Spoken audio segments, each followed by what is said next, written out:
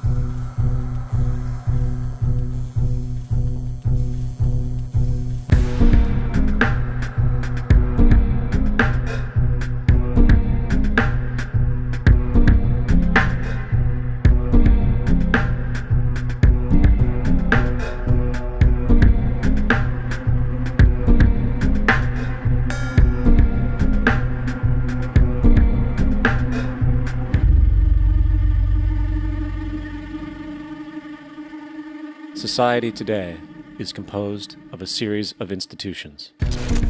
From political institutions, legal institutions, religious institutions, to institutions of social class, familial values, and occupational specialization. It is obvious the profound influence these traditionalized structures have in shaping our understandings and perspectives. Yet, of all the social institutions we are born into, directed by, and conditioned upon, there seems to be no system as taken for granted and misunderstood as the monetary system. Taking on nearly religious proportions, the established monetary institution exists as one of the most unquestioned forms of faith there is. How money is created, the policies by which it is governed, and how it truly affects society are unregistered interests of the great majority of the population.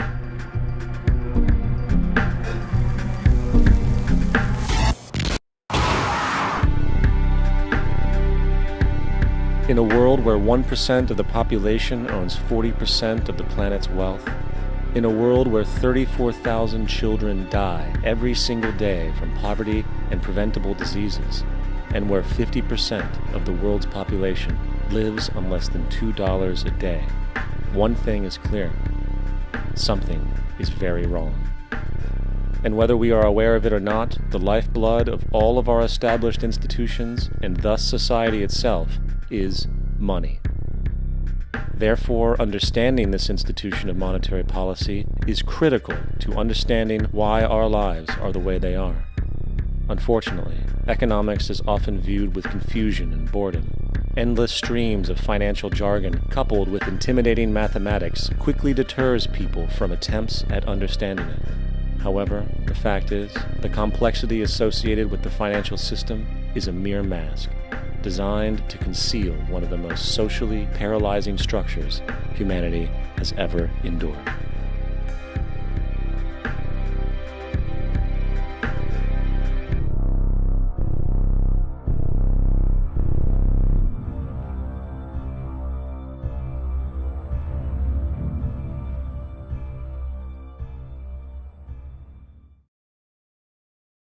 A number of years ago, the Central Bank of the United States, the Federal Reserve, produced a document entitled Modern Money Mechanics. This publication detailed the institutionalized practice of money creation as utilized by the Federal Reserve and the web of global commercial banks it supports. On the opening page, the document states its objective. The purpose of this booklet is to describe the basic process of money creation in a fractional reserve banking system. It then proceeds to describe this fractional reserve process through various banking terminology, a translation of which goes something like this. The United States government decides it needs some money, so it calls up the Federal Reserve and requests, say, $10 billion. The Fed replies, saying, sure, we'll buy $10 billion in government bonds from you. So the government takes some pieces of paper, paints some official-looking designs on them, and calls them treasury bonds. Then it puts a value on these bonds to the sum of $10 billion and sends them over to the Fed. In turn, the people at the Fed draw up a bunch of impressive pieces of paper themselves, only this time calling them Federal Reserve notes, also designating a value of $10 billion to the set. The Fed then takes these notes and trades them for the bonds. Once this exchange is complete, the government then takes the $10 billion in Federal Reserve notes and deposits it into a bank account. And upon this deposit, the paper notes officially become legal tender money, adding $10 billion to the U.S. money supply. And there it is. $10 billion in new money has been created. Of course, this example is a generalization, for, in reality, this transaction would occur electronically, with no paper used at all. In fact, only 3% of the U.S. money supply exists in physical currency. The other 97% essentially exists in computers alone. Now, government bonds are, by design, instruments of debt, and when the Fed purchases these bonds, with money it essentially created out of thin air, the government is actually promising to pay back that money to the Fed. In other words, the money was created out of debt. This mind-numbing paradox of how money or value can be created out of debt or a liability will become more clear as we further this exercise. So, the exchange has been made and now $10 billion sits in a commercial bank account. Here's where it gets really interesting. For as based on the fractional reserve practice, that $10 billion deposit instantly becomes part of the bank's reserves, just as all deposits do. And regarding reserve requirements, as stated in Modern Money Mechanics, a bank must maintain legally required reserves equal to a prescribed percentage of its deposits. It then quantifies this by stating, under current regulations, the reserve requirement against most transaction accounts is 10%. This means that with a $10 billion deposit, 10% or $1 billion is held as the required reserve, while the other $9 billion is considered an excessive reserve and can be used as the basis for new loans. Now, it is logical to assume that this $9 billion is literally coming out of the existing $10 billion deposit. However, this is actually not the case. What really happens is that the $9 billion is simply created out of thin air on top of the existing $10 billion deposit. This is how the money supply is expanded. As stated in modern money mechanics, of course they, the banks, do not really pay out loans from the money they receive as deposits. If they did this, no additional money would be created. What they do when they make loans is to accept promissory notes, loan contracts, in exchange for credits, money, to the borrower's transaction accounts. In other words, the $9 billion can be created out of nothing simply because there is a demand for such a loan and that there is a $10 billion deposit to satisfy the reserve requirements.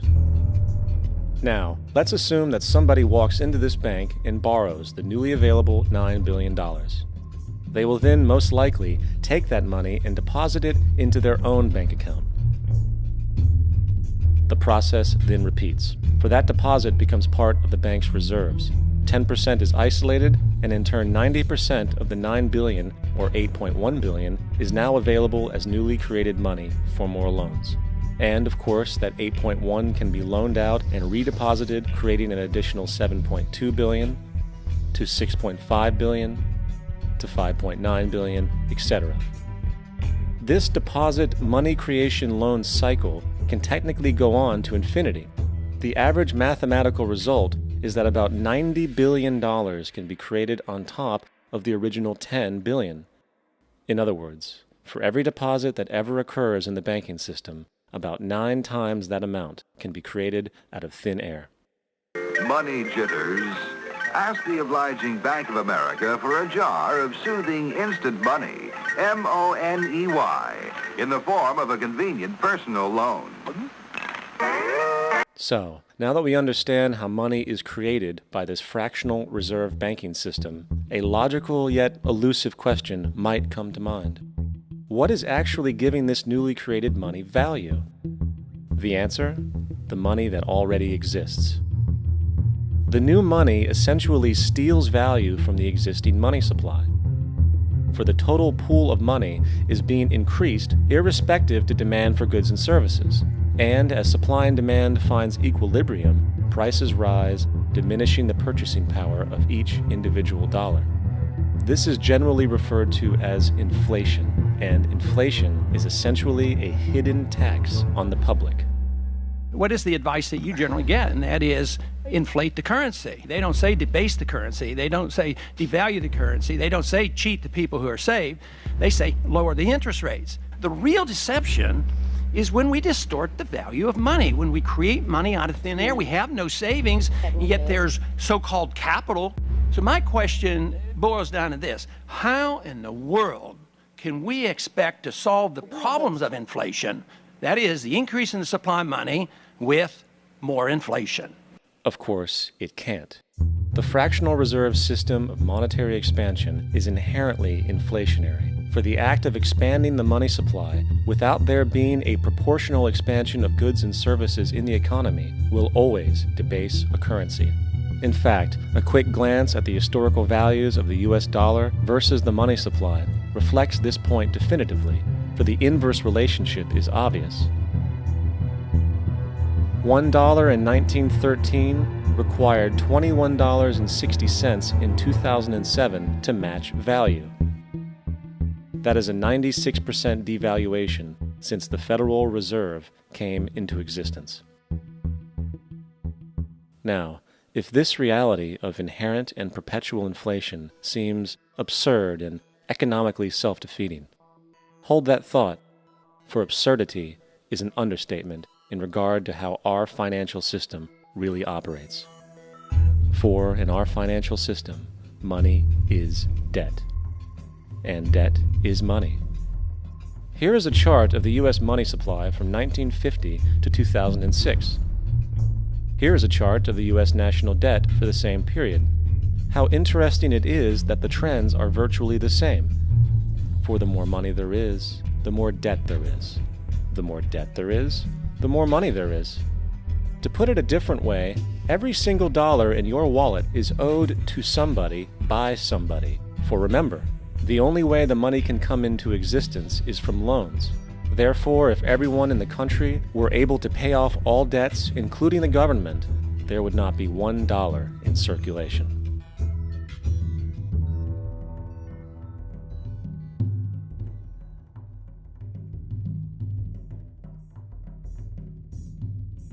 In fact, the last time in American history the national debt was completely paid off was in 1835 after President Andrew Jackson shut down the central bank that preceded the Federal Reserve.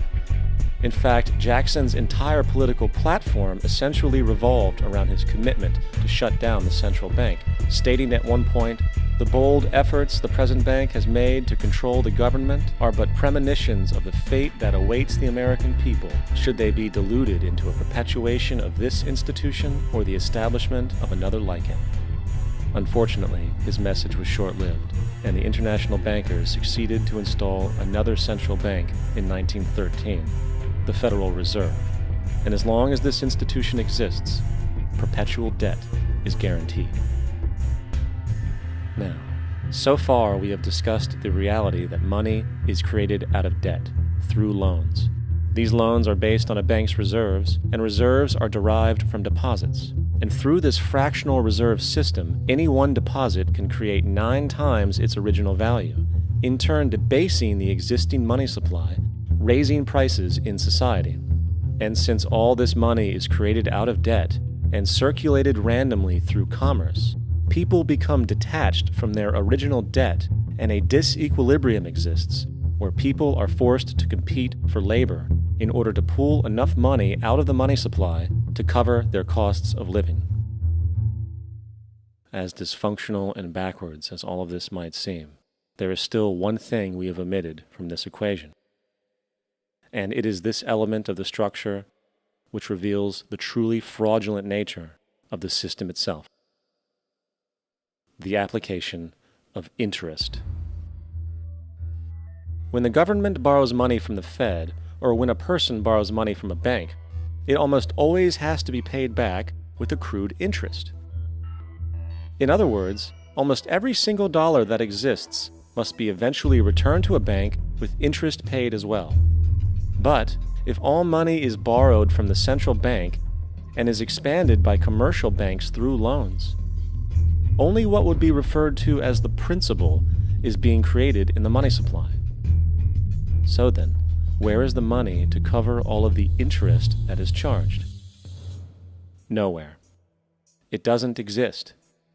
The ramifications of this are staggering, for the amount of money owed back to the banks will always exceed the amount of money that is available in circulation. This is why inflation is a constant in the economy, for new money is always needed to help cover the perpetual deficit built into the system, caused by the need to pay the interest. What this also means is that mathematically, defaults and bankruptcy are literally built into the system, and there will always be poor pockets of society that get the short end of the stick. An analogy would be a game of musical chairs, for once the music stops, somebody is left out to dry. And that's the point. It invariably transfers true wealth from the individual to the banks. For if you are unable to pay for your mortgage, they will take your property. This is particularly enraging when you realize that not only is such a default inevitable due to the fractional reserve practice, but also because of the fact that the money that the bank loaned to you didn't even legally exist in the first place. In 1969, there was a Minnesota court case involving a man named Jerome Daley, who was challenging the foreclosure of his home by the bank which provided the loan to purchase it. His argument was that the mortgage contract required both parties, being he and the bank, each put up a legitimate form of property for the exchange. In legal language, this is called consideration. Mr. Daley explained that the money was, in fact, not the property of the bank, for it was created out of nothing as soon as the loan agreement was signed. Remember what modern money mechanics stated about loans? What they do when they make loans is to accept promissory notes in exchange for credits. Reserves are unchanged by the loan transactions, but deposit credits constitute new additions to the total deposits of the banking system. In other words, the money doesn't come out of their existing assets. the bank is simply inventing it, putting up nothing of its own except for a theoretical liability on paper. As the court case progressed, the bank's president, Mr. Morgan, took the stand, and in the judge's personal memorandum, he recalled that the plaintiff, bank's president, admitted that, in combination with the Federal Reserve Bank, did create the money and credit upon its books by bookkeeping entry. The money and credit first came into existence when they created it. Mr. Morgan admitted that no United States law or statute existed which gave him the right to do this. A lawful consideration must exist and be tendered to support the note. The jury found that there was no lawful consideration, and I agree. He also poetically added, "Only God can create something of value out of nothing." And upon this revelation, the court rejected the bank's claim for foreclosure, and Daly kept his home. The implications of this court decision are immense. For every time you borrow money from a bank, whether it is a mortgage loan or a credit card charge, the money given to you is not only counterfeit, it is an illegitimate form of consideration, and hence voids the contract to repay, for the bank never had the money as property to begin with. Unfortunately, such legal realizations are suppressed and ignored, and the game of perpetual wealth transfer and perpetual debt continues. And this brings us to the ultimate question: why? During the American Civil War, President Lincoln bypassed the high-interest loans offered by the European banks and decided to do what the Founding Fathers advocated, which was to create an independent and inherently debt-free currency. It was called the greenback. Shortly after this measure was taken, an internal document circulated between private British and American banking interests stated, "Slavery is but the owning of labor and carries with it the care of laborers, while the European plan is that capital shall control labor by controlling wages. This can be done by controlling the money. It will not do to allow the greenback, as we cannot control that." The fractional reserve policy perpetrated by the Federal Reserve, which has spread in practice to the great majority of banks in the world, is, in fact, a system of modern slavery. Think about it. Money is created out of debt. And what do people do when they are in debt? They submit to employment to pay it off. But if money can only be created out of loans, how can society ever be debt-free? It can't. And that's the point. And it is the fear of losing assets coupled with the struggle to keep up with the perpetual debt and inflation inherent in the system, compounded by the inescapable scarcity within the money supply itself, created by the interest that can never be repaid, that keeps the wage slave in line, running on the hamster wheel with millions of others, in effect powering an empire that truly benefits only the elite at the top of the pyramid. For, at the end of the day, who are you really working for? The banks. Money is created in a bank and invariably ends up in a bank. They are the true masters, along with the corporations and governments they support. Physical slavery requires people to be housed and fed. Economic slavery requires people to feed and house themselves. It is one of the most ingenious scams for social manipulation ever created, and at its core, it is an invisible war against the population. Debt is the weapon used to conquer and enslave societies, and interest is its prime ammunition. And as the majority walks around oblivious to this reality, the banks, in collusion with governments and corporations, continue to perfect and expand their tactics of economic warfare, spawning new bases, such as the World Bank and International Monetary Fund, while also inventing a new type of soldier, the birth of the economic hitman.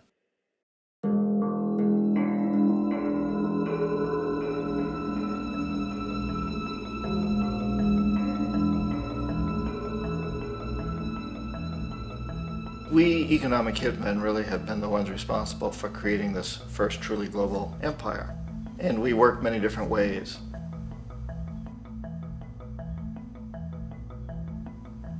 But perhaps the most common is that we will identify a country that has resources our corporations covet, like oil, and then arrange a huge loan to that country from the World Bank or one of its sister organizations.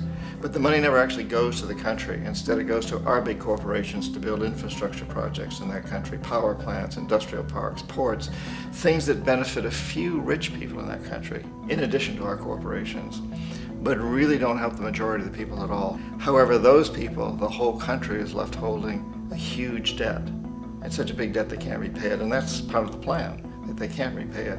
And so at some point, we economic hitmen go back to them and say, listen, you owe us a lot of money, can't pay your debts, so sell your oil real cheap to our oil companies. Allow us to build a military base in your country, or send troops in support of ours to someplace in the world like Iraq, or vote with us on the next UN vote. To have their electric utility company privatized and their water and sewage system privatized and sold to U.S. corporations or other multinational corporations. So there was that whole mushrooming thing, and it's so typical of the way the IMF and the World Bank work, that you put a country in debt, it's such a big debt it can't pay it, and then you offer to refinance that debt and pay even more interest. And you demand this quid pro quo, which you call a conditionality or good governance, which means basically that they've got to sell off their resources, including many of their social services, their utility companies, their school systems sometimes, their penal systems, their insurance systems, to foreign corporations. So it's a double, triple, quadruple whammy. The precedent for economic hitmen really began back in the early 50s when democratically elected Mossadegh, who was elected in Iran, he was considered to be the hope for democracy in the Middle East and around the world. He was Time Magazine's Man of the Year. But one of the things that he'd run on and began to implement was the idea that foreign oil companies needed to pay the Iranian people a lot more for the oil that they were taking out of Iran. The Iranian people should benefit from their own oil. Strange policy. We didn't like that, of course. But we were afraid to do what we normally were doing, which was to send in the military. Instead, we sent in one CIA agent, Kermit Roosevelt, Teddy Roosevelt's relative. And Kermit went in with a few $1 million and was very, very effective and efficient. And in a short amount of time, he managed to get Mossadegh overthrown and brought in the Shah of Iran to replace him, who always was favorable to oil. And it was extremely effective. Mobs overflow Tehran. Army officers shout that Mossadegh has surrendered and his regime as virtual dictator of Iran is ended. Pictures of the Shah are paraded through the streets as sentiment reverses. The Shah is welcomed home. So back here in the United States, in Washington, people looked around and said, wow, that was easy and cheap. So this established a whole new way of manipulating countries, of creating empire. The only problem with Roosevelt was that he was a card-carrying CIA agent, and had he been caught, the ramifications could have been pretty serious. So very quickly at that point, the decision was made to use private consultants to channel the money through the World Bank or the IMF or one of the other such agencies, to bring in people like me who worked for private companies, so that if we got caught, there would be no governmental ramifications.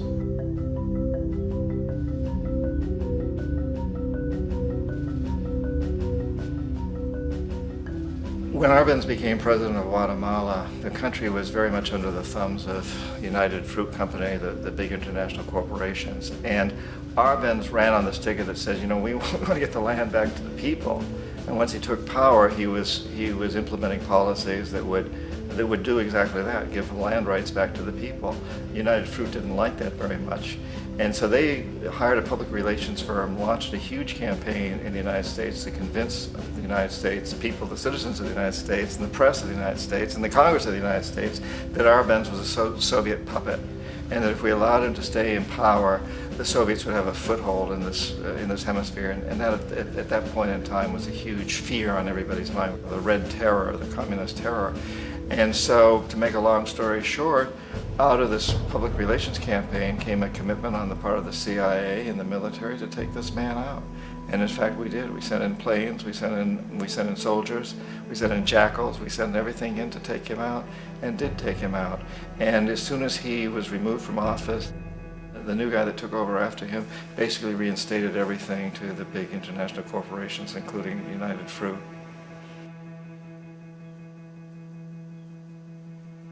Ecuador for many, many years had been ruled by pro-US dictators, often relatively brutal. Then it was decided that they were going to have a truly democratic election. Jaime Roldos ran for office, and his main goal, he said, as president would be to make sure that Ecuador's resources were used to help the people. And he won, overwhelming, by more votes than anybody had ever won anything in Ecuador.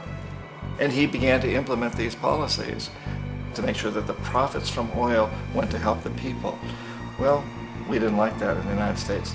I was sent down as one of several economic hitmen to change Roldos, to corrupt him, to bring him around, to let him know, okay, you can get very rich, you and your family, if you play our game, but if you continue to try to keep these policies you've promised, you're going to go. He wouldn't listen. He was assassinated. As soon as the plane crashed, the whole area was cordoned off. The only people allowed in were U.S. military from a nearby base and some of the Ecuadorian military. When an investigation was launched, 2 of the key witnesses died in car accidents before they had a chance to testify. A lot of very, very strange things that went on around the assassination of Jaime Roldos.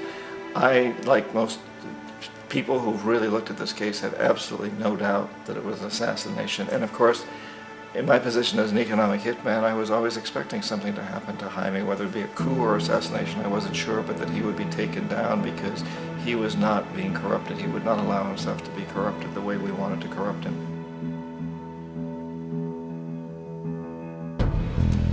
Omar Torrijos, president of Panama, was one of my favorite people. I really, really liked him. He was very charismatic. He was a guy who really wanted to help his country. And when I tried to bribe him or corrupt him, he said, look, John, he called me Juanito. He said, look, Juanito, I don't need the money. What I really need is for my country to be treated fairly. I need for the United States to repay the debts that you owe my people for all the destruction you've done here. I need to be in a position where I can help other Latin American countries win their independence and be free of this terrible presence from the north that you people are exploiting us so badly.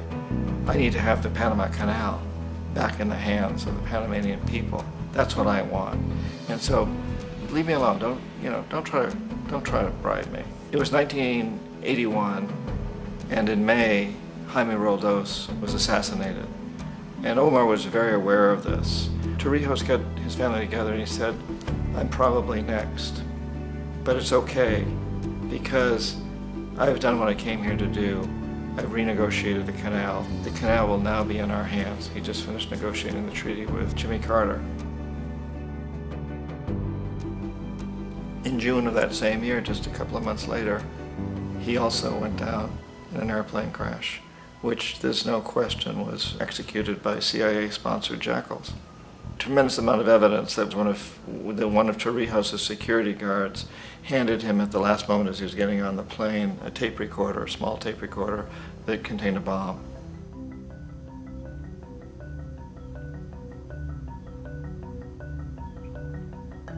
It is interesting to me how this system has continued pretty much the same way for years and years and years, except the economic hitmen have got better and better and better. Then we come up with, very recently, what happened in Venezuela.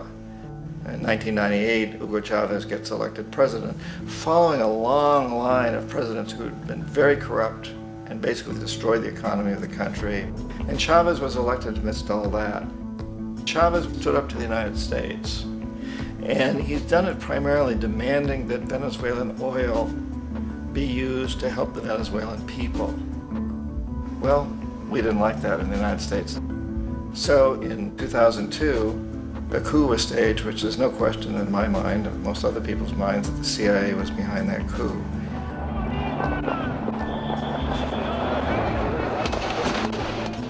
way that that coup was fomented was very reflective of what Kermit Roosevelt had done in Iran, of paying people to go out into the streets to riot, to protest, to say this Chavez is very unpopular. You know, if you can get a few thousand people to do that, television can make it look like it's the whole country, and things start to mushroom. Except in the case of Chavez, he was smart enough, and the people were so strongly behind him that they overcame it, which was a phenomenal moment in the history of Latin America.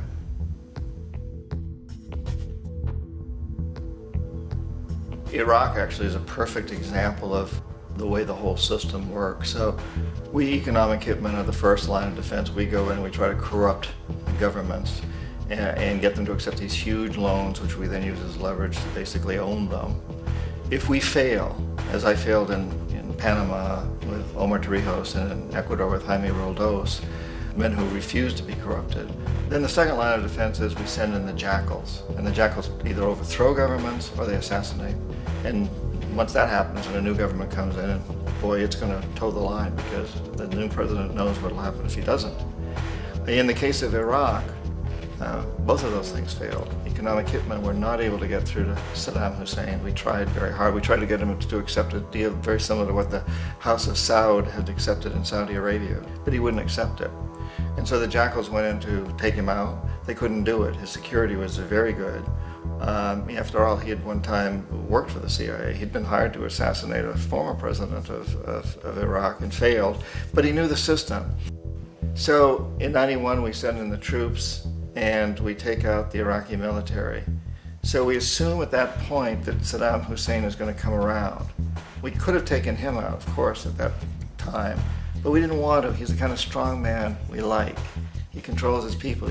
We thought he could control the Kurds and keep the Iranians in their border and keep pumping oil for us. And that once we took out his military, now he's going to come around. So the economic hitmen go back in the 90s without success. If they'd had success, he'd still be running the country. We'd be selling him all the fighter jets he wants and everything else he wants. But they couldn't, they didn't have success.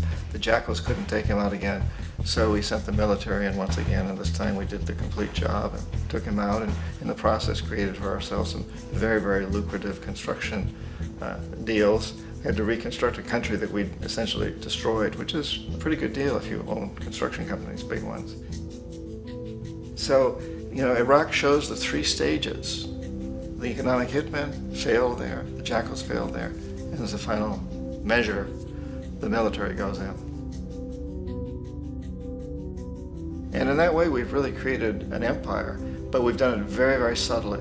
It's clandestine. All the empires of the past were built on the military, and everybody knew they were building them. So the British knew they were building them, the French, the Germans, the Romans, the Greeks. And they were proud of it, and they always had some excuse like spreading civilization, spreading some religion, something like that. But they knew they were doing it. We don't. The majority of the people in the United States have no idea that we're living off the benefits of a clandestine empire, that today there's more slavery in the world than ever before. And then you have to ask yourself, well, if it's an empire, then who's the emperor? Obviously, our presidents of the United States are not emperors. An emperor is someone who's not elected, doesn't serve a limited term, and doesn't report to anyone, essentially. So you can't classify our presidents that way. But we do have what I consider to be the equivalent of the emperor, and it's what I call the corporatocracy. The corporatocracy is this group of individuals who run our biggest corporations, and they really act as the emperor of this empire. They control our media, either through direct ownership or advertising. They control most of our politicians because they finance their campaigns, either through their corporations or through personal contributions that come out of the corporations. They're not elected, they don't serve a limited term, they don't report to anybody. And at the very top of the corporatocracy, you really can't tell whether a person's working for a private corporation or the government because they're always moving back and forth. So, you know, you've got a guy who one moment is the president of a big construction company like Halliburton, and the next moment he's vice president of the United States, or the president who was in the oil business. And this is true whether you've got Democrats or Republicans in the office. You have the moving back and forth through the revolving door. And in a way, our government is invisible a lot of the time, and its policies are carried out by our corporations on one level or another. And then again, the policies of the government are basically forged by the corporatocracy and then presented to the government. They become government policy. So it's an incredibly cozy relationship. This isn't a conspiracy theory type of thing. These people don't have to get together and plot to do things. They all basically work under one primary assumption, and that is that they must maximize profits regardless of the social and environmental costs.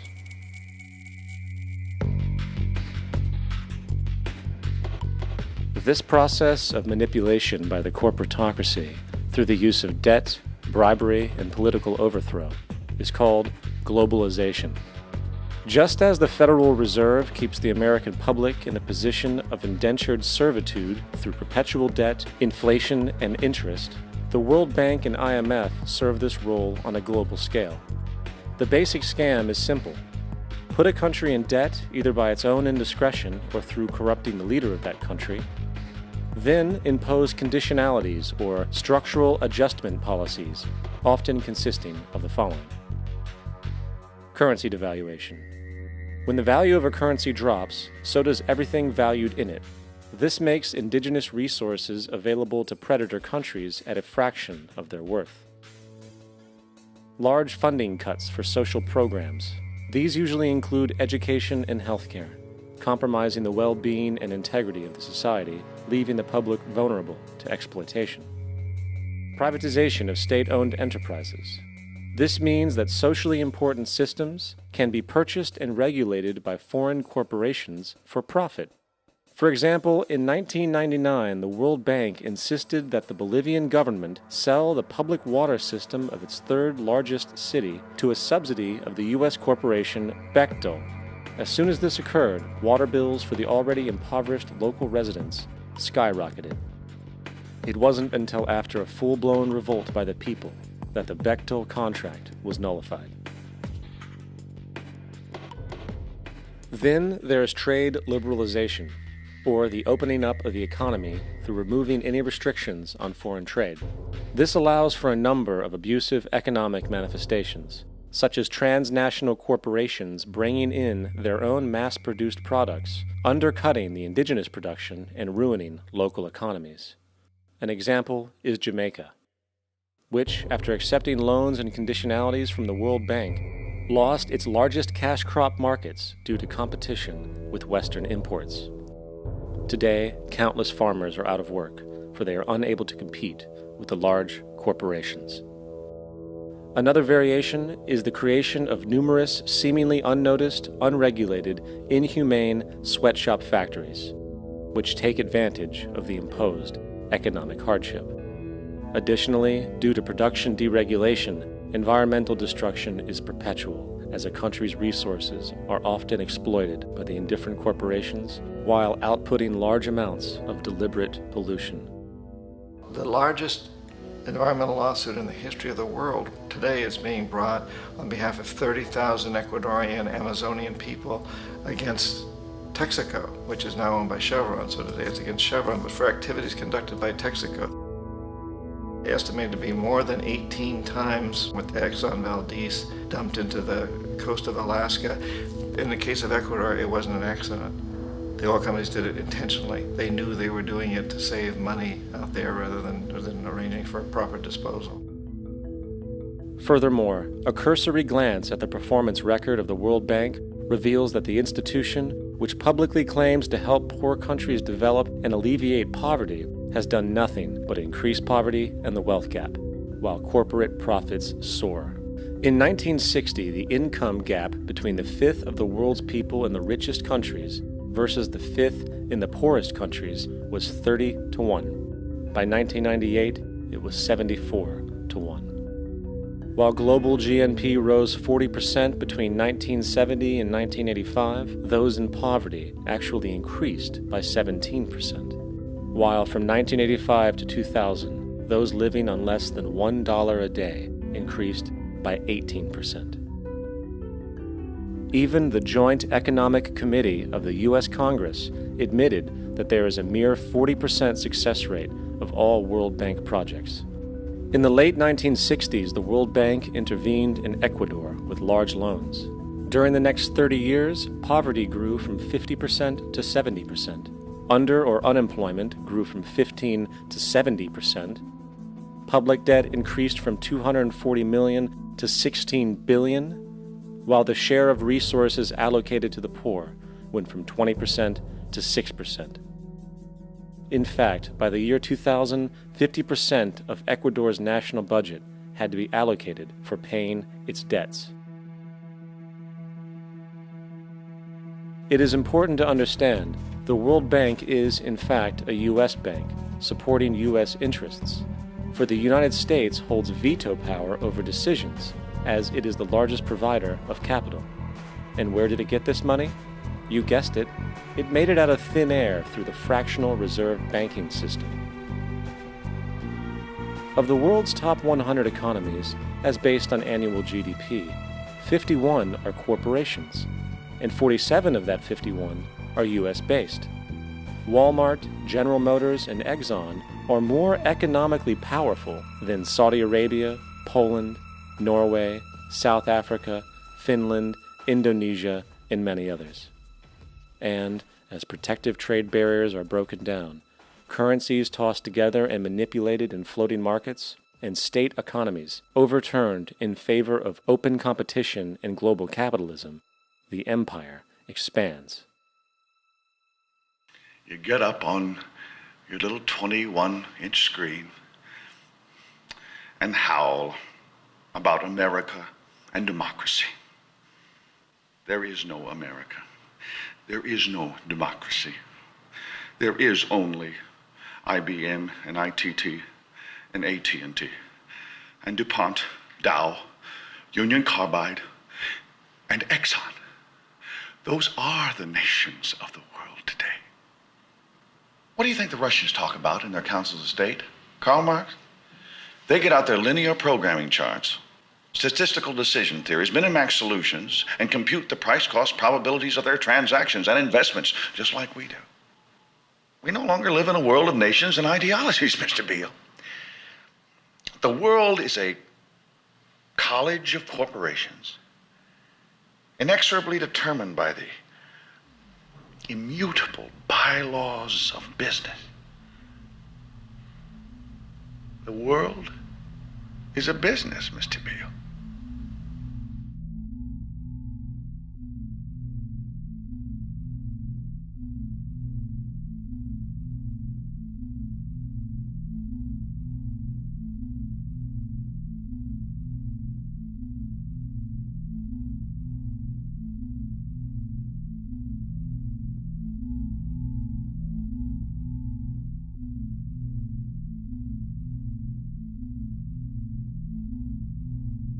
The world is being taken over by a handful of business powers who dominate the natural resources we need to live while controlling the money we need to obtain these resources. The end result will be world monopoly, based not on human life, but financial and corporate power. And as the inequality grows, naturally more and more people are becoming desperate. So the establishment was forced to come up with a new way to deal with anyone who challenges the system. So they gave birth to the terrorist. The term terrorist is an empty distinction, designed for any person or group who chooses to challenge the establishment. This isn't to be confused with the fictional Al-Qaeda, which was actually the name of a computer database for the US-supported Mujahideen in the 1980s.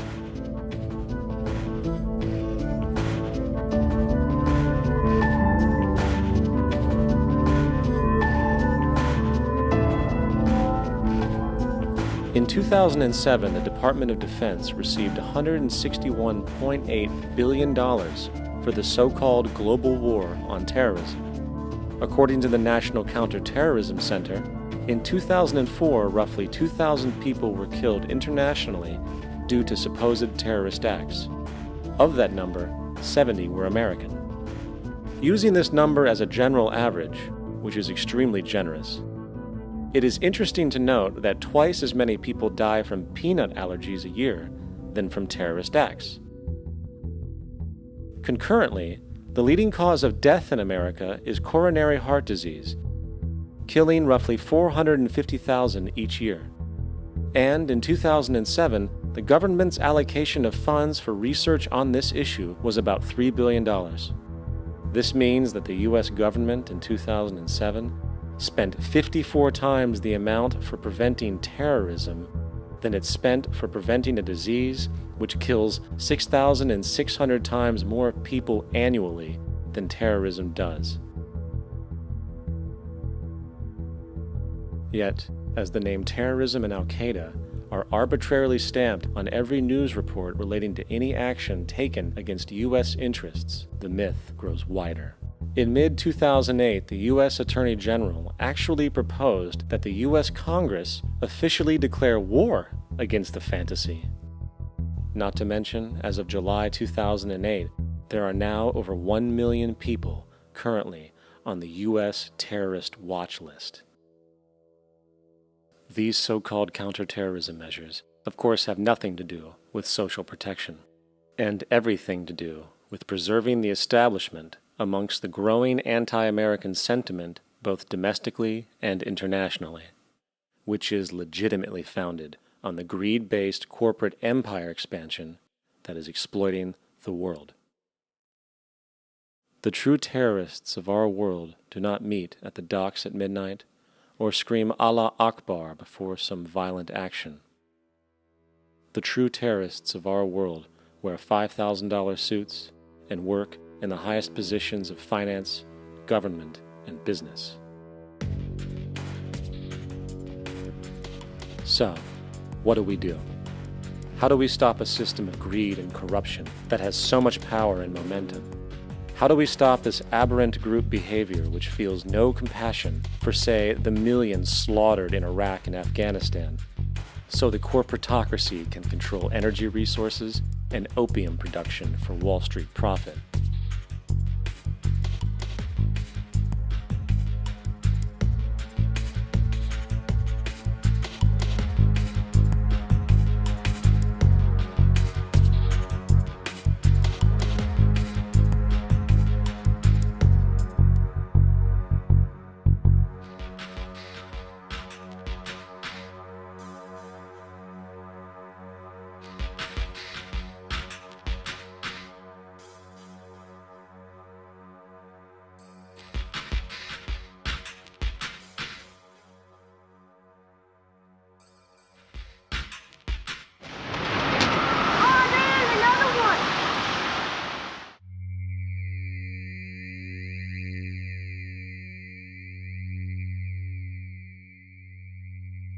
How do we stop a system of greed and corruption that condemns poor populations to sweatshop slavery for the benefit of Madison Avenue?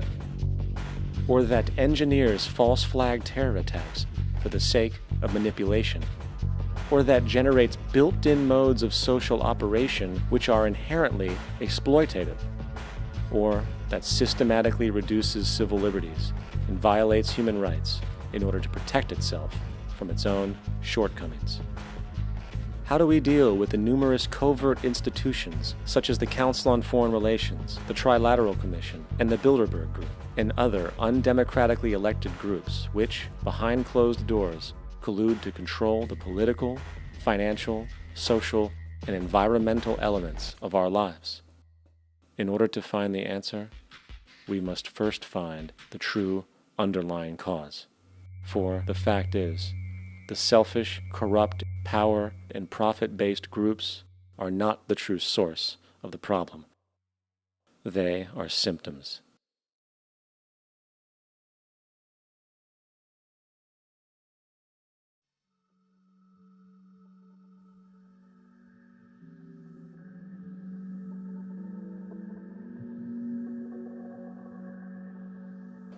My name is Jock Fresco.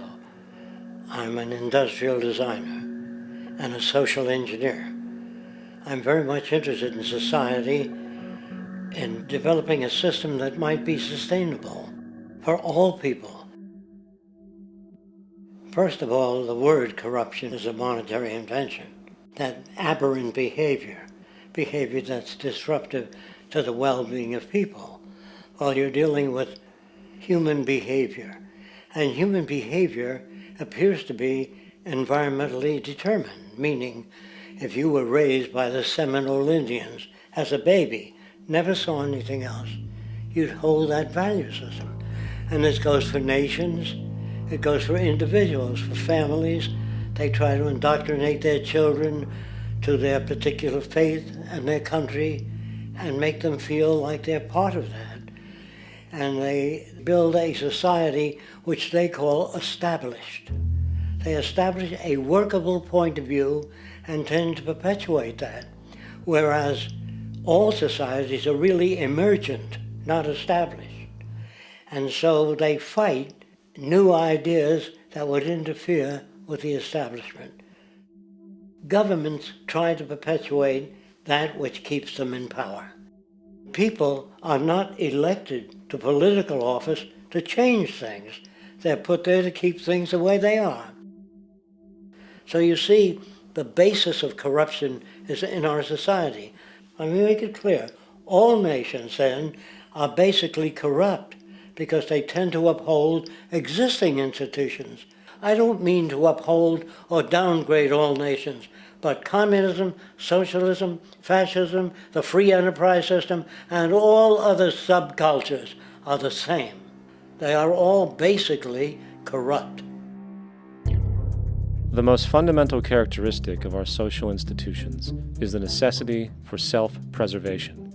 Whether dealing with a corporation, a religion, or a government, the foremost interest is to preserve the institution itself. For instance, the last thing an oil company would ever want is the utilization of energy that was outside of its control, for it makes that company less relevant to society. Likewise, the Cold War and the collapse of the Soviet Union was, in reality, a way to preserve and perpetuate the established economic and global hegemony of the United States. Similarly, religions condition people to feel guilty for natural inclinations, each claiming to offer the only path to forgiveness and salvation. At the heart of this institutional self-preservation lies the monetary system, for it is money that provides the means for power and survival. Therefore, just as a poor person might be forced to steal in order to survive, it is a natural inclination to do whatever is needed to continue an institution's profitability. This makes it inherently difficult for profit-based institutions to change, for it puts in jeopardy not only the survival of large groups of people, but also the coveted materialistic lifestyles associated with affluence and power. Therefore, the paralyzing necessity to preserve an institution, regardless of its social relevance, is largely rooted in the need for money or profit.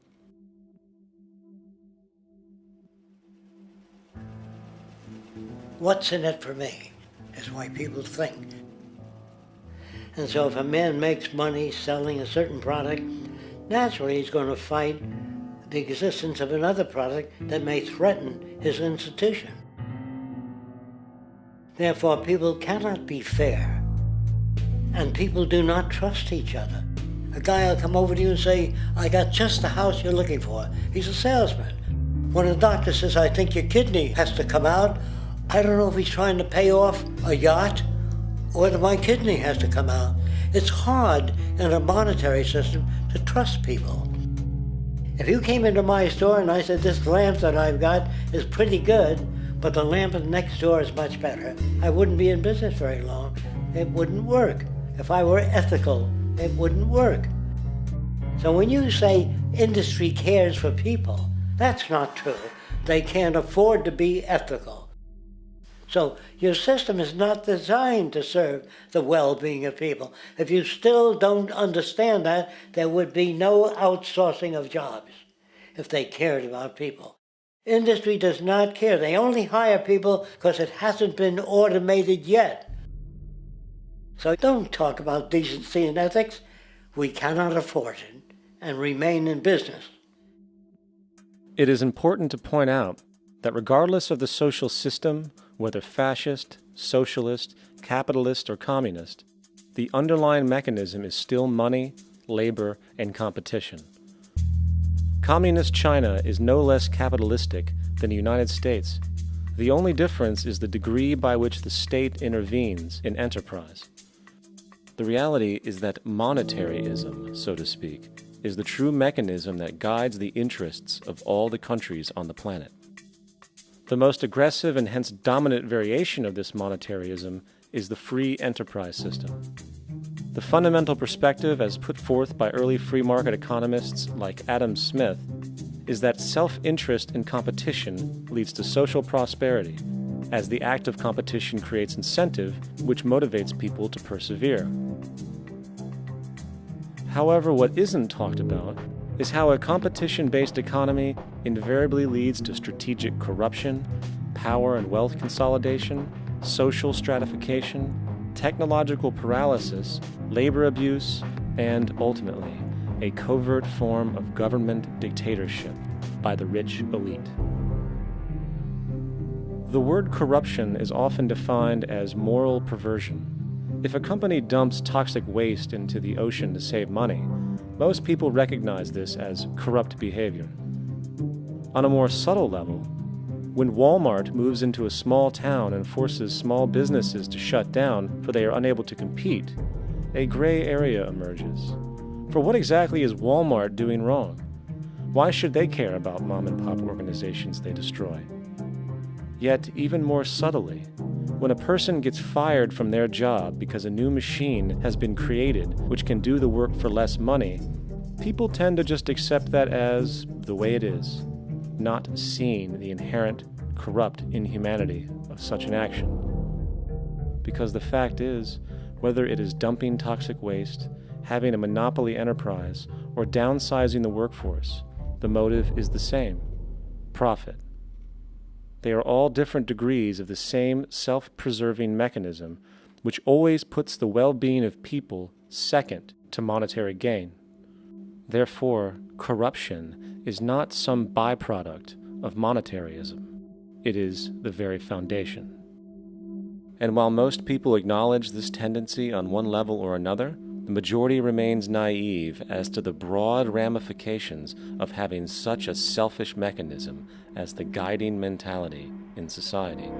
Internal documents show that after this company positively, absolutely knew that they had a medication that was infected with the AIDS virus, they took the product off the market in the U.S. and then they dumped it in France, Europe, Asia, and Latin America. The U.S. government allowed it to happen. The FDA allowed this to happen. And now the government is completely looking the other way. Thousands of innocent hemophiliacs have died from the AIDS virus. This company knew absolutely that it was infected with AIDS. They dumped it because they wanted to turn this disaster into a profit.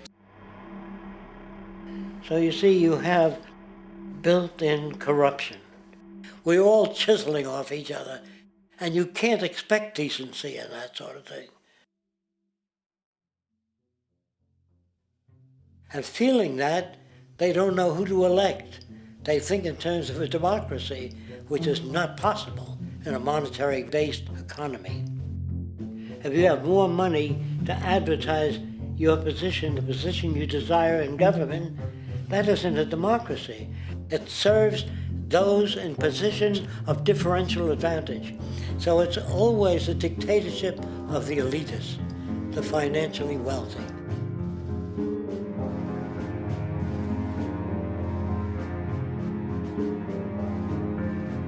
It is an interesting observation to note how seemingly unknown personalities magically appear on the scene as presidential candidates.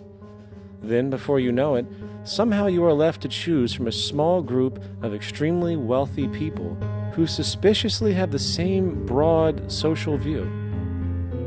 Obviously, it's a joke. The people placed on the ballot are done so because they have been pre-decided to be acceptable by the established financial powers who actually run the show. Yet, many who understand this illusion of democracy often think, if only we could just get our honest, ethical politicians in power, then we would be okay. Well, while this idea, of course, seems reasonable in our established-oriented worldview, it is, unfortunately, another fallacy.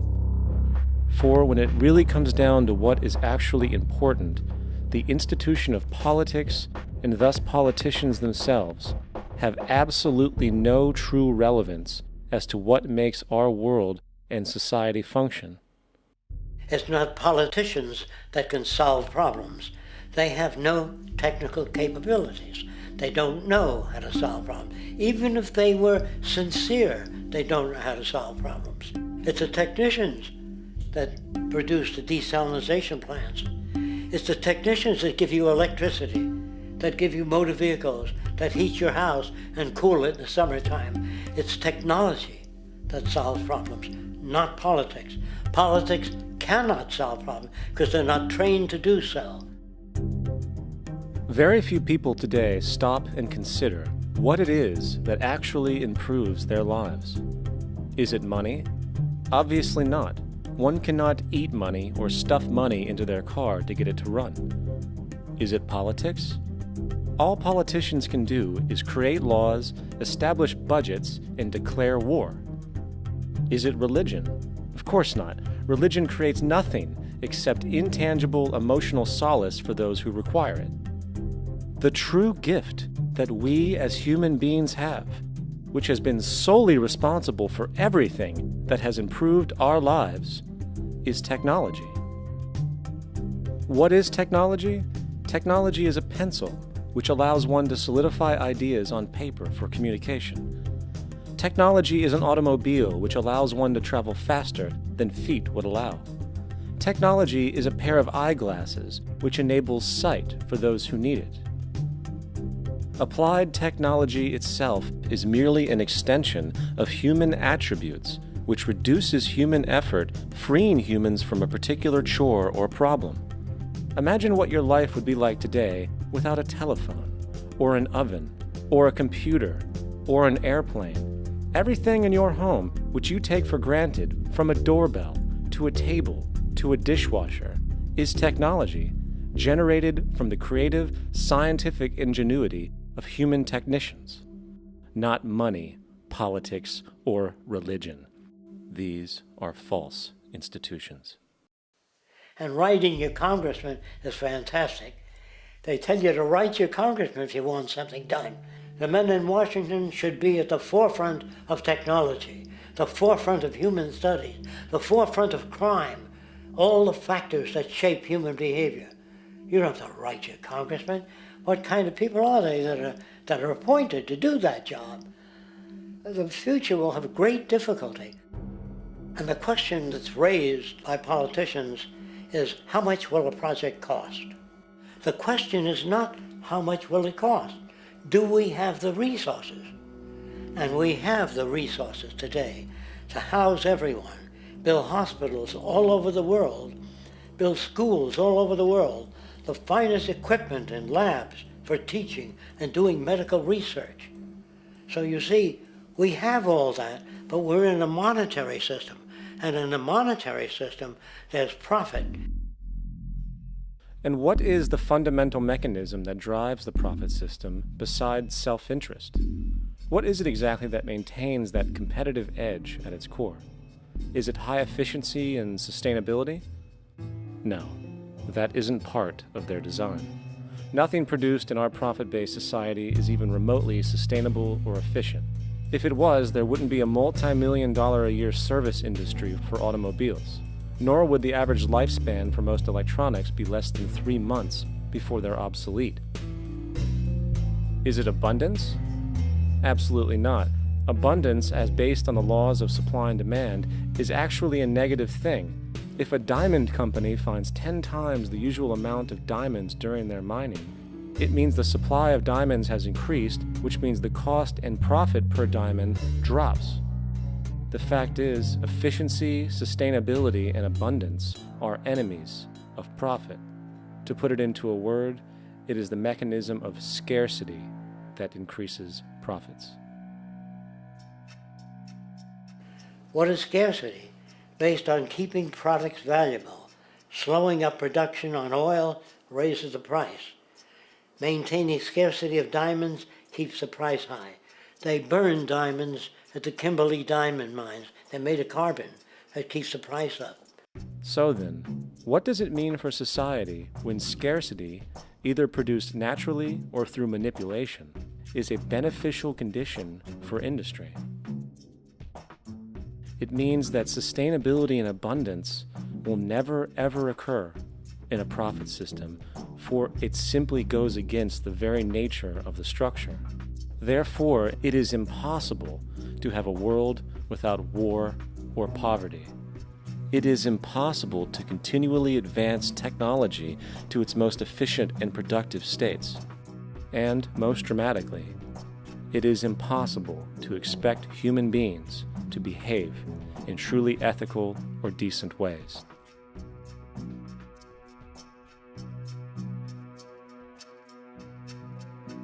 People use the word instinct because they can't account for the behavior.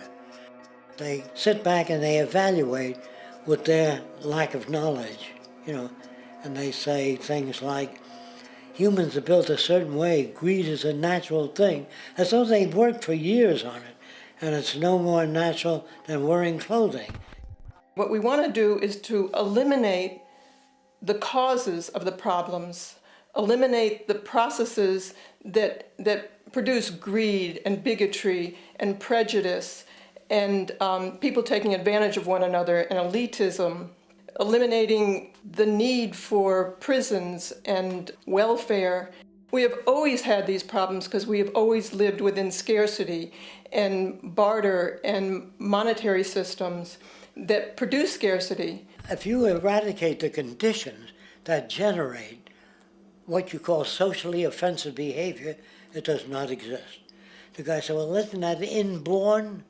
No, it's not. There is no human nature. There's human behavior, and that's always been changed throughout history. You're not born with bigotry and greed and corruption and hatred. You pick that up within the society. War, poverty, corruption, hunger, misery, human suffering will not change in a monetary system. That is, there'll be very little significant change. It's going to take the redesign of our culture, our values, and it has to be related to the carrying capacity of the earth, not some human opinion or some politician's notions of the way the world ought to be, or some religious notions of the conduct of human affairs. And that's what the Venus Project is about. The society that we're about to talk about is a society that is free of all the old superstitions, incarceration, prisons, police, cruelty, and law. All laws will disappear, and the professions will disappear that are no longer valid, such as stockbrokers, bankers, advertising, gone forever, because it's no longer relevant. When we understand that it is technology devised by human ingenuity which frees humanity and increases our quality of life, we then realize that the most important focus we can have is on the intelligent management of the Earth's resources. For it is from these natural resources we gain the materials to continue our path of prosperity. Understanding this, we then see that money fundamentally exists as a barrier to these resources, for virtually everything has a financial cost. And why do we need money to obtain these resources? Because of real or assumed scarcity. We don't usually pay for air and tap water because it is in such high abundance, selling it would be pointless. So then, logically speaking, if resources and technologies applicable to creating everything in our societies, such as houses, cities, and transportation, were in high enough abundance, there would be no reason to sell anything. Likewise, if automation and machinery was so technologically advanced as to relieve human beings of labor, there would be no reason to have a job. And with these social aspects taken care of, there would be no reason to have money at all. So the ultimate question remains: do we on Earth have enough resources and technological understanding to create a society of such abundance that everything we have now could be available without a price tag and without the need for submission through employment? Yes, we do.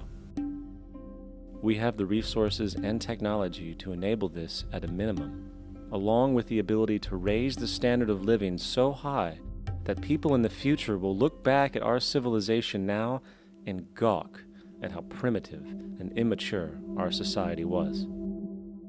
What the Venus Project proposes is an entirely different system that's updated to present-day knowledge. We've never given scientists the problem of how do you design a society which would eliminate boring and monotonous jobs, that would eliminate accidents in transportation, that would enable people to have a high standard of living, that would eliminate poisons in our food, that would give us other sources of energy that are clean and efficient. We can do that out there.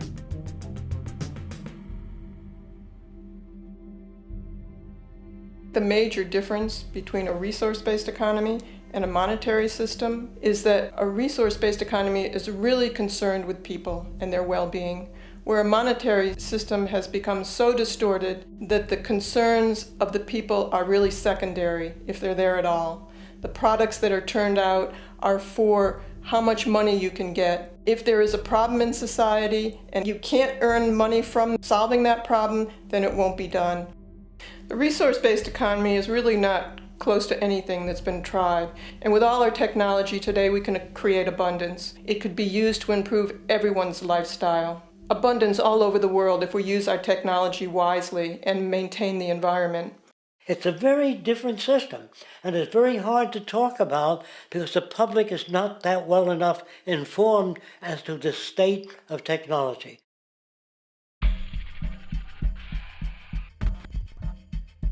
At present, we don't have to burn fossil fuels. We don't have to use anything that would contaminate the environment. There are many sources of energy available. Alternative energy solutions pushed by the establishment, such as hydrogen, biomass, and even nuclear, are highly insufficient, dangerous, and exist only to perpetuate the profit structure that industry has created. When we look beyond the propaganda and self-serving solutions put forth by the energy companies, we find a seemingly endless stream of clean, abundant, and renewable energy for generating power. Solar and wind energy are well known to the public, but the true potential of these mediums remains unexpressed. Solar energy, derived from the sun, has such abundance that 1 hour of light at high noon contains more energy than what the entire world consumes in a year. If we could capture 0.01% of this energy, the world would never have to use oil, gas, or anything else. The question then is not availability, but the technology to harness it.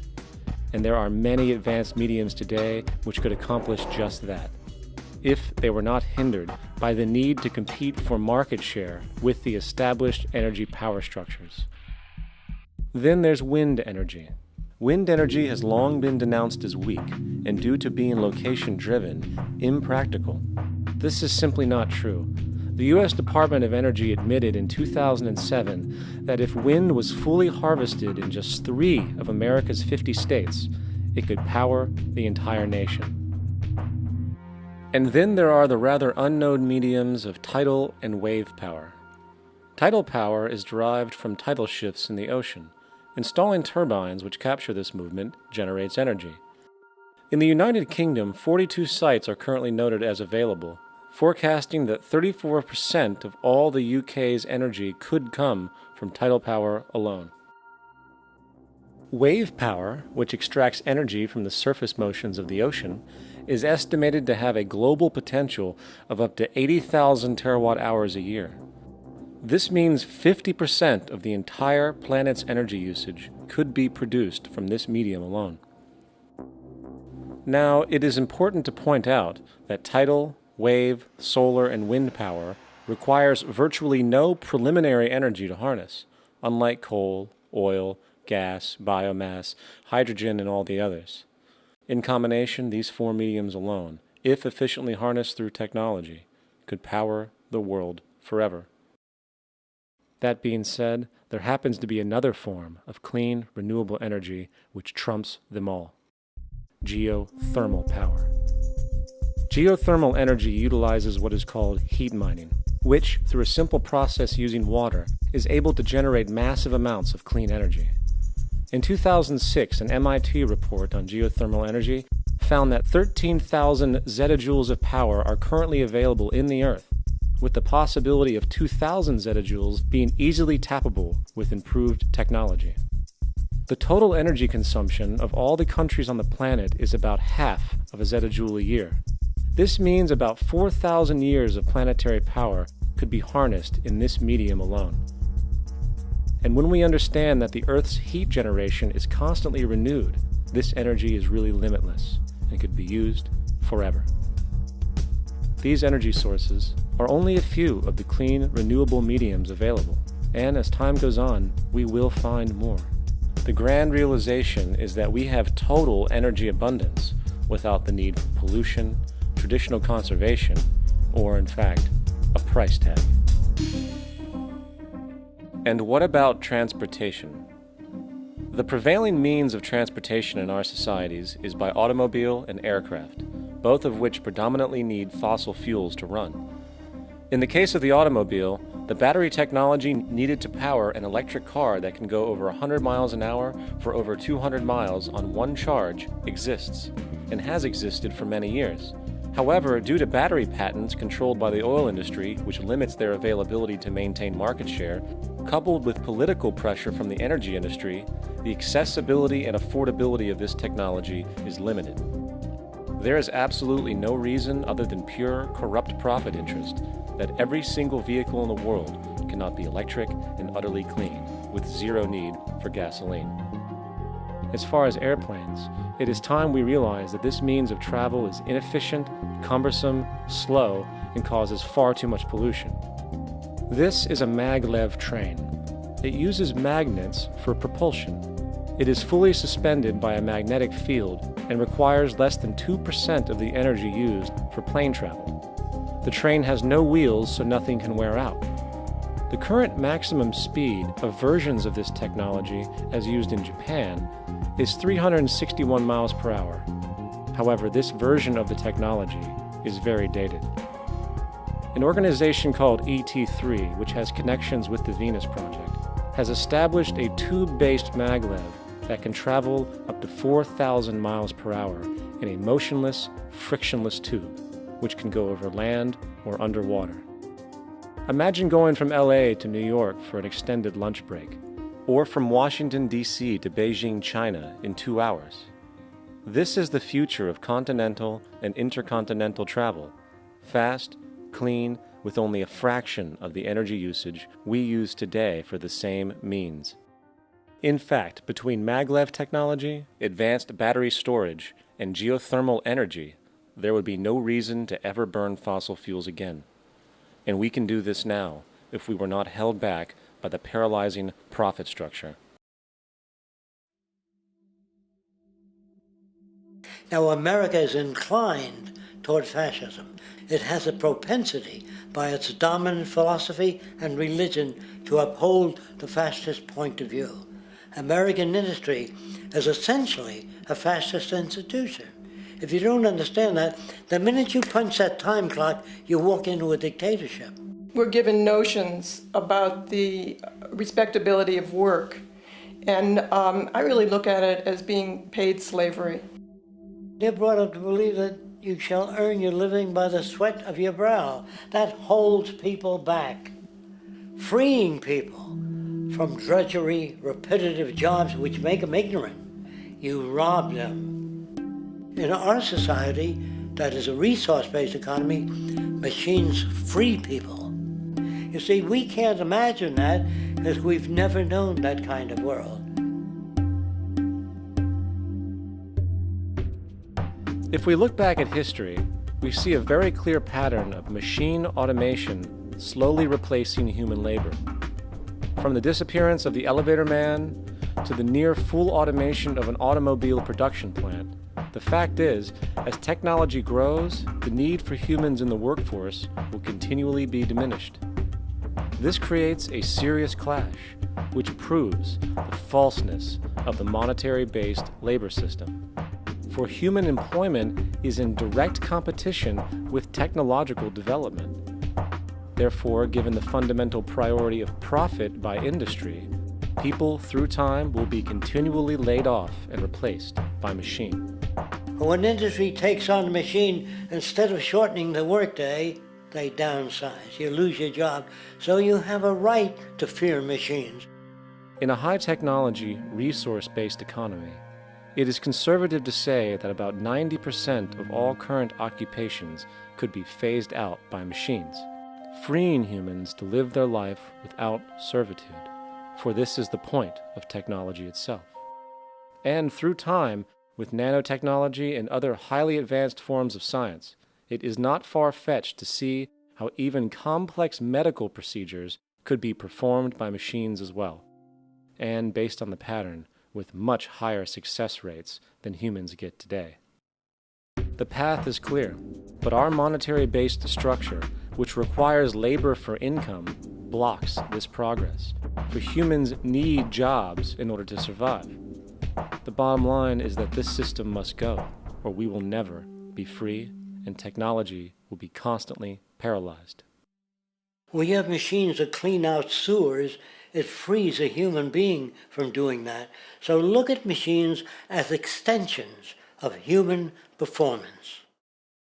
Furthermore, many occupations today will have simply no basis to exist in a resource-based economy, such as anything associated with the management of money, advertising, along with the legal system itself. For without money, a great majority of the crimes that are committed today would never occur. Virtually all forms of crime are a consequence of the monetary system, either directly or by neuroses inflicted through financial deprivation. Therefore, laws themselves could eventually become extinct. Instead of putting up a sign, drive carefully, slippery when wet, put abrasive in the highway so it's not slippery when wet. And if a person gets in a car that's drunk and the car oscillates a great deal, there's a little pendulum that swings up and back, and that'll pull the car over to the side. Not a law solution. Put sonar and radar in automobiles so they can't hit one another. Man-made laws are attempts to deal with occurring problems, and not knowing how to solve them, they make a law. In the United States, the most privatized, capitalist country on the planet, it should come as no surprise that it also has the largest prison population in the world, growing every year. Statistically, most of these people are uneducated and come from poor, deprived societies. And, contrary to propaganda, it is this environmental conditioning which lures them into criminal and violent behavior. However, society looks the other way in regard to this point. The legal and prison systems are just more examples of how our society avoids examining the root causes of behavior.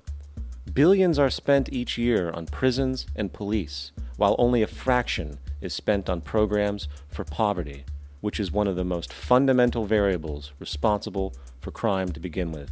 And as long as we have an economic system which prefers and in fact creates scarcity and deprivation, crime will never go away.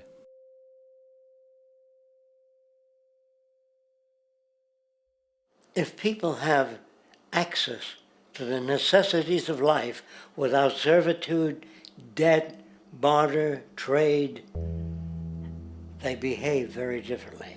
You want all these things available without a price tag.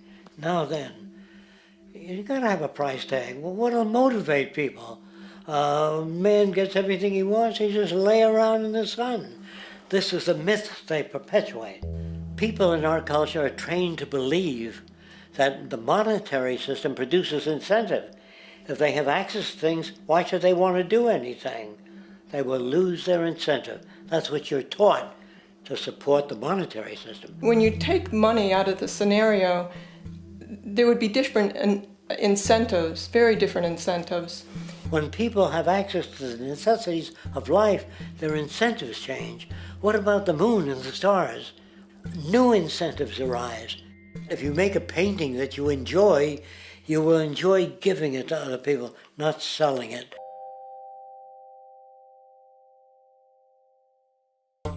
I think most of the education that I've seen today is essentially producing a person for a job. It's very specialized. They're not generalists. People don't know a lot about a lot of different subjects. I don't think you could get people to go to war if they knew a lot about a lot of things. I think education is mostly rote, and they're not taught how to solve problems. They're not given the tools, emotionally or within their own field, of how to do critical thinking. A resource-based economy, the education would be very different. Our society's major concern is mental development and to motivate each person to their highest potential. Because our philosophy is the smarter people are, the richer the world, because everybody becomes a contributor. The smarter your kids are, the better my life will be, because they'll be contributing more constructively to the environment and to my life, because everything that we devise within a resource-based economy would be applied to society. There would be nothing to hold it back. Patriotism, weapons, armies, navies, all that is a sign that we're not civilized yet. Kids will ask their parents, didn't you see the necessity of the machines? Dad, couldn't you see that war was inevitable when you produce scarcity? Isn't it obvious? Of course the kid will understand that you were pinheads, raised merely to serve the established institutions. We're such an abominable, sick society that we won't make the history book. They just say that large nations took land from smaller nations, used force and violence. You'll get history talked about as corrupt behavior all the way along until the beginning of the civilized world. That's when all the nations work together. World unification, working toward common good for all human beings, and without anyone being subservient to anyone else. Without social stratification, whether it be technical elitism or any other kind of elitism, eradicated from the face of the earth. The state does nothing because there is no state. Because there is no state. The system I advocate, a resource-based global economy, is not perfect. It's just a lot better than what we have. We can never achieve perfection.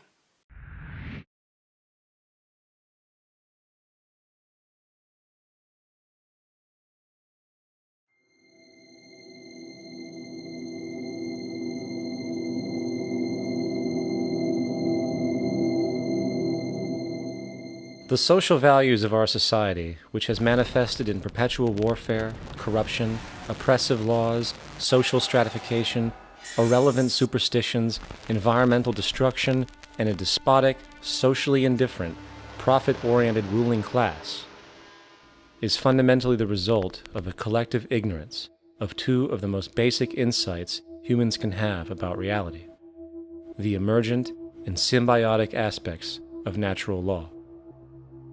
The emergent nature of reality is that all systems, whether it is knowledge, society, technology, philosophy, or any other creation, will, when uninhibited, undergo fluid, perpetual change. What we consider commonplace today, such as modern communication and transportation, would have been unimaginable in ancient times. Likewise, the future will contain technologies, realizations, and social structures that we cannot even fathom in the present. We have gone from alchemy to chemistry, from a geocentric universe to a heliocentric, from believing that demons were the cause of illness to modern medicine. This development shows no sign of ending, and it is this awareness that aligns us and leads us on a continuous path to growth and progress. Static, empirical knowledge does not exist.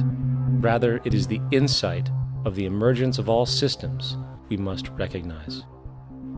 This means we must be open to new information at all times, even if it threatens our current belief system and hence identities. Sadly, society today has failed to recognize this, and the established institutions continue to paralyze growth by preserving outdated social structures. Simultaneously, the population suffers from a fear of change, for their conditioning assumes a static identity, and challenging one's belief system usually results in insult and apprehension, for being wrong is erroneously associated with failure, when, in fact, to be proven wrong should be celebrated, for it is elevating someone to a new level of understanding, furthering awareness. The fact is, there is no such thing as a smart human being, for it is merely a matter of time before their ideas are updated, changed, or eradicated. And this tendency to blindly hold on to a belief system, sheltering it from new, possibly transforming information, is nothing less than a form of intellectual materialism. The monetary system perpetuates this materialism not only by its self-preserving structures, but also through the countless number of people who have been conditioned into blindly and thoughtlessly upholding these structures, therefore becoming self-appointed guardians of the status quo. Sheep, which no longer need a sheepdog to control them, for they control each other by ostracizing those who step out of the norm. This tendency to resist change and uphold existing institutions for the sake of identity, comfort, power, and profit is completely unsustainable and will only produce further imbalance, fragmentation, distortion, and invariably, destruction. It's time to change. From hunters and gatherers to the agricultural revolution to the industrial revolution, the pattern is clear. It is time for a new social system which reflects the understandings we have today. The monetary system is a product of a period of time where scarcity was a reality. Now, with the age of technology, it is no longer relevant to society. Gone with the aberrant behavior it manifests. Likewise, dominant worldviews, such as theistic religion, operate with the same social irrelevancy. Islam, Christianity, Judaism, Hinduism, and all of the others exist as barriers to personal and social growth, for each group perpetuates a closed worldview, and this finite understanding that they acknowledge is simply not possible in an emergent universe. Yet, religion has succeeded in shutting down the awareness of this emergence by instilling the psychological distortion of faith upon its followers, where logic and new information is rejected in favor of traditionalized, outdated beliefs. The concept of God is really a method of accounting for the nature of things. In the early days, people didn't know enough about how things formed, how nature worked, so they invented their own little stories. And they made God in their own image. A guy that gets angry. When people don't behave right, he creates floods and earthquakes. And they say it's an act of God. A cursory glance at the suppressed history of religion reveals that even the foundational myths themselves are emergent culminations, developed through influence over time. For example, a cardinal doctrine of the Christian faith is the death and resurrection of Christ. This notion is so important that the Bible itself states, "And if Christ be not risen, then is our preaching vain, and your faith is also vain." Yet it is very difficult to take this account literally, for not only is there no primary source denoting this supernatural event in secular history, awareness of the enormous number of pre-Christian saviors who also died and were resurrected immediately puts the story in mythological territory by association. Early church figures such as Tertullian went to great lengths to break these associations, even claiming that the devil caused the similarities to occur, stating in the 2nd century, "The devil, whose business is to pervert the truth, mimics the exact circumstance of the divine sacraments.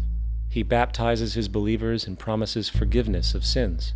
He celebrates the oblation of bread and brings in the symbol of the resurrection. Let us therefore acknowledge the craftiness of the devil, who copied certain things of those that be divine." What is truly sad, however, is that when we cease the idea that the stories from Christianity, Judaism, Islam, and all the others are literal history, and accept them for what they really are, which are purely allegorical expressions derived from many faiths, we see that all religions share a common thread, and it is this unifying imperative that needs to be recognized and appreciated. Religious belief has caused more fragmentation and conflict than any other ideology. Christianity alone has 34,000 different subgroups. The Bible is subject to interpretation. When you read it, you say, I think Jesus meant this. I think Job meant that. Oh no, he meant this. So you have the Lutheran, the Seventh-day Adventist, the Catholic, and a church divided is no church at all. And a church divided is no church at all. And this point on division, which is a trademark of all theistic religions, brings us to our second failure of awareness, the false assumption of separation through the rejection of the symbiotic relationship of life. Apart from the understanding that all natural systems are emergent, where all notions of reality will be constantly developed, altered, and even eradicated, we must also understand that all systems are, in fact, invented fragments, merely for the sake of conversation. For there is no such thing as independence in nature. The whole of nature is a unified system of interdependent variables, each a cause and a reaction, existing only as a concentrated whole. You don't see the plug connected to the environment, so it looks like we're free, wandering around. Take the oxygen away, we all die immediately. Take plant life away, we die. And without the sun, all the plants die. So we are connected. We really must take into account the totality. This isn't just a human experience on this planet. This is a total experience. And we know we can't survive without plants and animals. We know we can't survive without the four elements, you know. And so when are we going to really start taking that into account? That's what it is to be successful. Success depends on how well we relate to everything around us. I'm very aware of the fact that my grandson cannot possibly hope to inherit a sustainable, peaceful, stable, socially just world unless every child today growing up in Ethiopia, in Indonesia, in Bolivia, in Palestine, in Israel also has that same expectation. You got to take care of the whole community or you're going to have serious problems. And now we have to see that the whole world is the community and we must all take care of each other that way. And it's not just a community of human beings. It's a community of plants and animals and elements. And we really need to understand that. That's what's going to bring us joy, too, and pleasure. That's what's missing in our lives right now.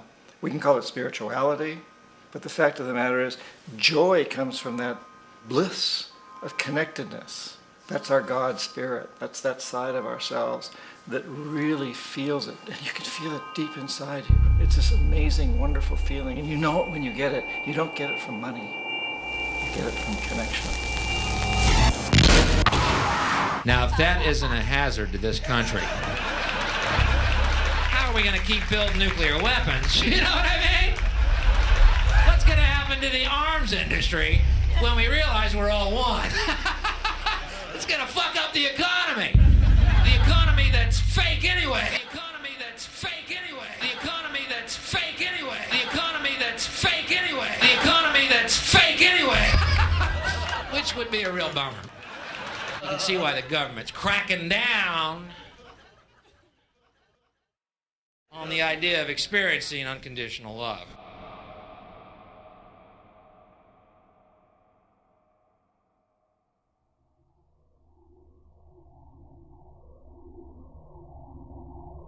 Once we understand that the integrity of our personal existences are completely dependent on the integrity of everything else in our world, we have truly understood the meaning of unconditional love. For love is extensionality, and seeing everything as you and you as everything can have no conditionalities. For, in fact, we are all everything at once. If it's true that we're all from the center of a star, every atom in each of us from the center of a star, then we're all the same thing. Even a Coke machine or a cigarette butt in the street in Buffalo is made out of atoms that came from a star. They've all been recycled thousands of times, as have you and I. And therefore, it's only me out there. So what is there to be afraid of? What is there that needs solace-seeking? Nothing. There's nothing to be afraid of because it's all us. The trouble is we have been separated by being born and given a name and an identity and being individuated. We've been separated from the oneness, and that's what religion exploits, that people have this yearning to be part of the overall one again. So they exploit that. They call it God. They say he has rules. And I think it's cruel. I think you can do it absent religion.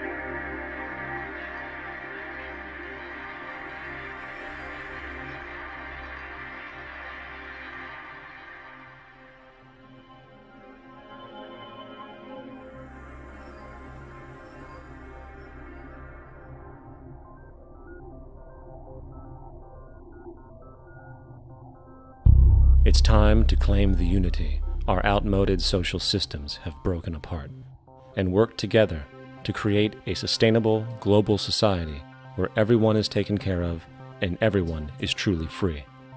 Your personal beliefs, whatever they may be, are meaningless when it comes to the necessities of life. Every human being is born naked, needing warmth, food, water, shelter. Everything else is auxiliary.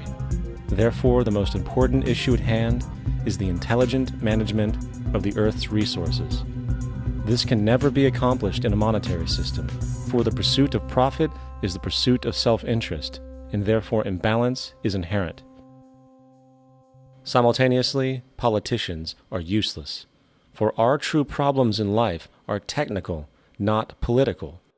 Furthermore, ideologies that separate humanity, such as religion, need strong reflection in the community in regard to its value, purpose, and social relevancy. Hopefully, through time, religion will lose its materialism and basis in superstition and move into the useful field of philosophy. The fact is, society today is backwards, with politicians constantly talking about protection and security rather than creation, unity, and progress. The U.S. alone now spends about $500 billion annually on defense. That is enough to send every high school senior in America to a 4-year college. In the 1940s, the Manhattan Project produced the first true weapon of mass destruction. This program employed 130,000 people at an extreme financial cost. Imagine what our life would be like today if that group of scientists, instead of working on a way of killing people, worked on a way to create a self-sustaining, abundant world. Life today would be very, very different if that was their goal. Instead of weapons of mass destruction, it is time to unleash something much more powerful. Weapons of mass creation. Our true divinity is in our ability to create, and armed with the understanding of the symbiotic connections of life, while being guided by the emergent nature of reality, there is nothing we cannot do or accomplish. Of course, we face strong barriers in the form of established power structures that refuse to change. At the heart of these structures is the monetary system. As explained earlier, the fractional reserve policy is a form of slavery through debt, where it is literally impossible for society to be free. In turn, free market capitalism in the form of free trade uses debt to imprison the world and manipulate countries into subservience to a handful of large business and political powers. Apart from these obvious amoralities, the system itself is based on competition, which immediately destroys the possibility of large-scale collaborations for the common good, hence paralyzing any attempt at true global sustainability. These financial and corporate structures are now obsolete, and they must be outgrown. Of course, we cannot be naive enough to think that the business and financial elite are going to subscribe to this idea, for they will lose power and control. Therefore, peaceful yet highly strategic action must be taken. The most powerful course of action is simple. We have to alter our behavior to to force the power structure to the will of the people. We must stop supporting the system. The only way the establishment will change is by our refusal to participate, while continuously acknowledging its endless flaws and corruptions. They're not going to give up the monetary system because of our designs of what we recommend. The system has to fail, and people have to lose confidence in their elected leaders. That will be a major turning point if the Venus Project is offered as a possible alternative. If not, I fear the consequences. The trends now indicate that our country is going bankrupt. The probability is our country will move toward a military dictatorship to prevent riots and complete social breakdown. Once the U.S. breaks down, all the other cultures will undergo similar things. As of now, the world financial system is on the brink of collapse due to its own shortcomings. The Comptroller of Currency stated in 2003 that the interest on the U.S. national debt will not be affordable in less than 10 years. This theoretically means total bankruptcy for the U.S. economy, and its implications for the world are immense. In turn, the fractional reserve-based monetary system is reaching its theoretical limits of expansion, and the banking failures you are seeing are just the beginning. This is why inflation is skyrocketing, all debt is at record levels, and the government and Fed are hemorrhaging new money to bail out the corrupt system. For the only way to keep the banks going is by making more money. The only way to make more money is to create more debt and inflation. It is simply a matter of time before the tables turn and there is no one willing to take new loans, while defaults grow, as people are unable to afford their current loans. Then the expansion of money will stop, and contraction will begin on a scale never before seen, ending a century-long pyramid scheme. This has already begun. Therefore, we need to expose this financial failure for what it is, using this weakness to our advantage. Here are some suggestions. Expose the banking fraud. Citibank, JP Morgan Chase, and Bank of America are the most powerful controllers within the corrupt Federal Reserve System. It's time to boycott these institutions.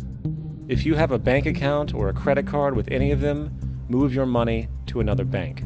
If you have a mortgage, refinance with another bank. If you own their stock, sell it. If you work for them, quit. This gesture will express contempt for the true powers behind the private banking cartel known as the Federal Reserve, and create awareness about the fraud of the banking system itself. 2. Turn off the TV news. Visit the emerging independent news agencies on the internet for your information. CNN, NBC, ABC, Fox, and all the others present all news pre-filtered to maintain the status quo.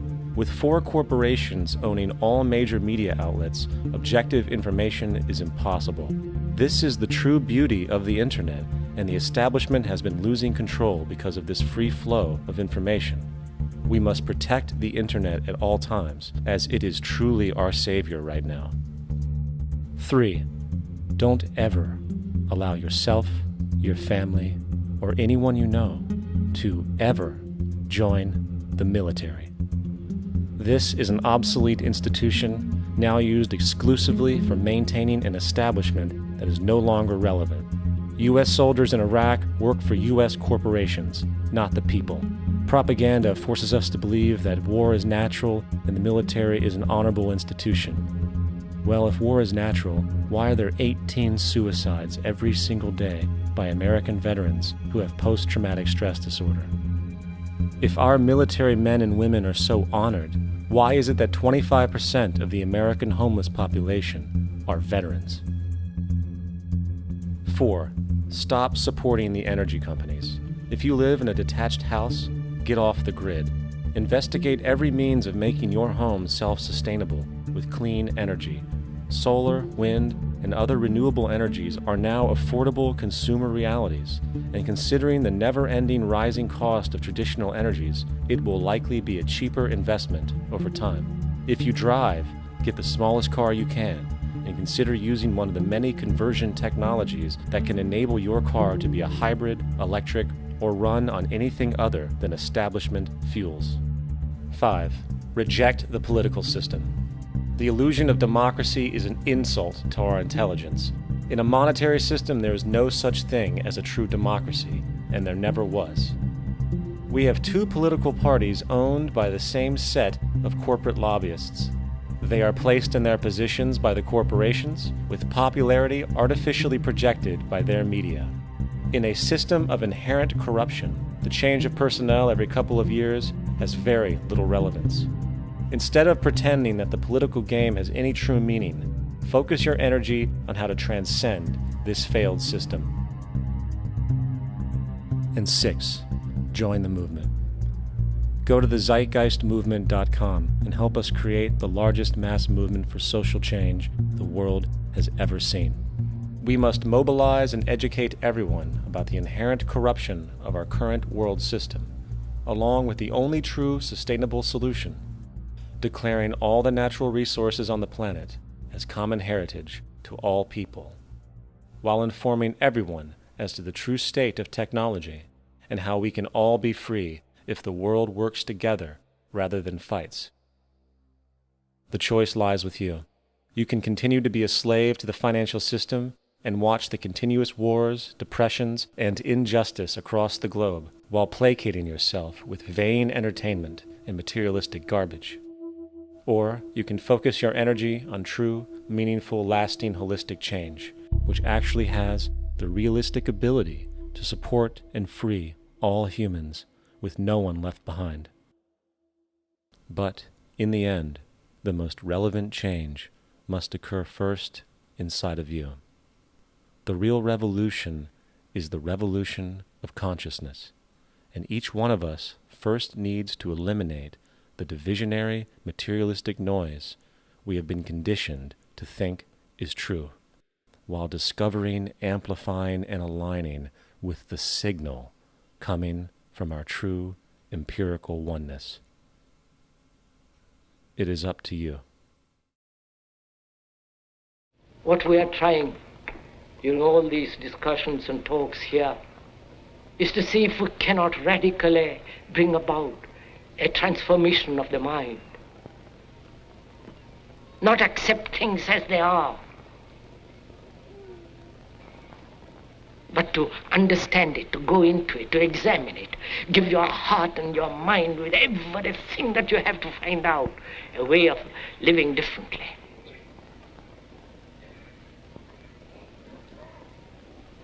But that depends on you and not somebody else. Because in this there is no teacher, no pupil, there is no leader, there is no guru, there is no master, no savior. You yourself are the teacher and the pupil, you are the master, you are the guru, you are the leader. You are everything. And to understand is to transform what is.